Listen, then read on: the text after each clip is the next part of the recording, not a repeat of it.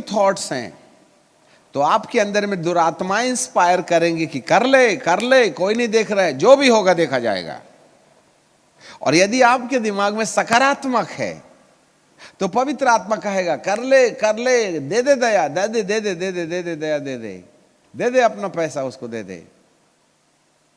जिस प्रकार के थॉट्स हैं उसी प्रकार की आत्माएं आप पर प्रभुता करेंगी। यदि परमेश्वर के वचन के खिलाफ कल्पनाएं हैं तो आपके माथे के अंदर में वचन के खिलाफ काम करवाने वाली दुरात्माएं आपको इंस्पायर करेंगी।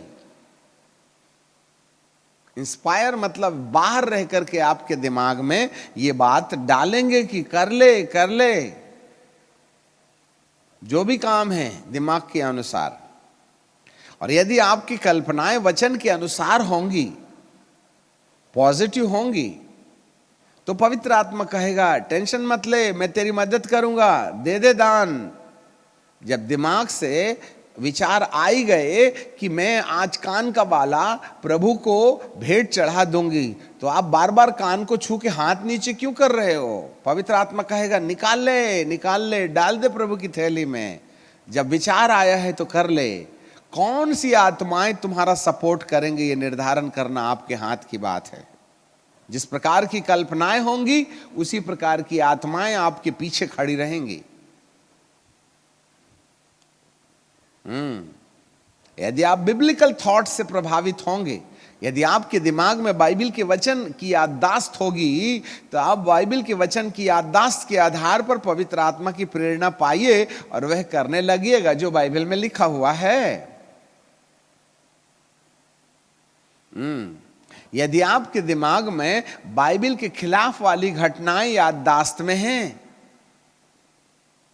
यदि आपके दिमाग में बाइबल के खिलाफ वाली याददाश्तें हैं, तो दुरात्माएं आपके पास कहेंगी चिंता मत कर, डाल देता हूं बीज में पानी। कल्पनाएं अंकुरित होंगी, जड़ पकड़ेंगी और फल दिखने लगेंगे। इसलिए बाइबल कहती है हर एक कल्पनाओं को कैद करो। हर एक कल्पनाओं को कैद करो। इसी को ध्यान कहते हैं। पहले तो कल्पना समझना, फिर मेडिटेशन समझना। हालेलुया। कुछ समझ में आ रहा है? अब आपको आज इतना याद रखना है और इस पर चिंतन करना है क्या कि मेरी याददाश्त में क्या क्या भला है और क्या क्या बुरा है। अच्छा, चलिए हम आपको होमवर्क देते हैं। एक पन्ने को ऐसे करके, एक पन्ना है ना, उसको ऐसे करके दो भाग में बदल दो। ऐसा लाइन खींच भी नहीं लिए तो ठीक है। तो वन साइड में लिखना शुभ घटनाएं, लिखो शुभ घटनाएं या शुभ घटनाएं, सकारात्मक विचार।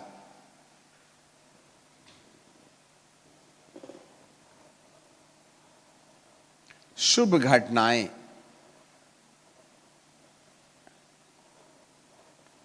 ओके, दूसरे तरफ में लिखिएगा अशुभ घटनाएं, नकारात्मक विचार।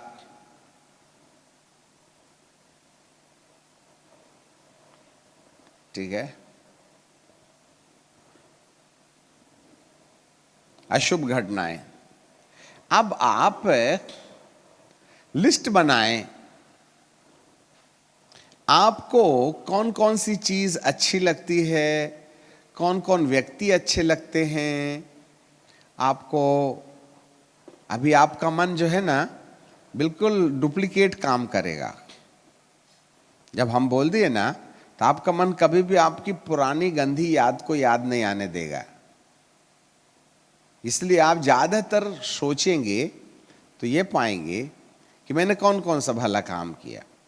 अरे तू तो अच्छा है गाली बक के, गाली बकना बहुत अच्छी चीज है, ठीक है, चोरी करना भी अच्छी चीज है, हाँ, इस तरीके से हमें अपने मन में अशुभ बातें जो है बहुत आसानी से भुला देने का मन होगा और शुभ घटनाएं याद करने का मन होगा। तो आपने निष्पक्ष भाव से आपको याद करना है, मैं कौन सा काम अच्छा किया, कौन व्यक्ति मेरे लिए अच्छा है, मैंने कहाँ भलाई की, मेरे दिमाग के अंदर में सकारात्मक कौन कौन सी बातें हैं जो मेरे अंदर पाई जाती हैं, ऐसी वाली बातें आपको लिखना है। फिर दूसरे पन्ने में लिखना है कौन कौन सा अशुभ आपके साथ हुआ। मामा ने मेरे को बहुत डांटा, पापा ने मेरे को बहुत मारा, दोस्त से मेरा झगड़ा हो गया, फलाने से मेरा ये रिश्ता खराब हो गया, उसने मेरे साथ अत्याचार किया, उसने मेरी बेइज्जती की, उसने मेरे साथ में ये किया, मेरा ये छीन लिया, वो चोरी कर लिया, मेरी जगह ले ली, मुझे पीछे कर दिया, धक्का दे के आगे चला गया, मेरी सीट में बैठ गया, और XYZ एटसेट्रा। तो आप ये पाइए कि आपके दिमाग के अंदर में लंबी लिस्ट चोटीली वाली होंगी और किसी कोने में कहीं कहीं कोई भलाई की बातें होंगी। याद रखना, 99% आपको नकारात्मक अनुभूतियां आपकी मेमोरी मोड में होंगी और मात्र शुभ जो है, अजीब, वो एक बार ना हम लोग पिकनिक गए थे और क्या बोलते हैं, मेरी साइकिल पंचर हो गई थी, तो एक दीदी थी, उसने ना मेरी अपनी साइकिल मुझको दे दी और मेरी साइकिल लेकर के ना खुद गई और पंचर बना के फिर बाद में आई थी। मैं घर पहुंच गई, वो पंचर बना रही थी। ऐसी मेमोरी साल 10 साल में 1-2 होंगी, है ना।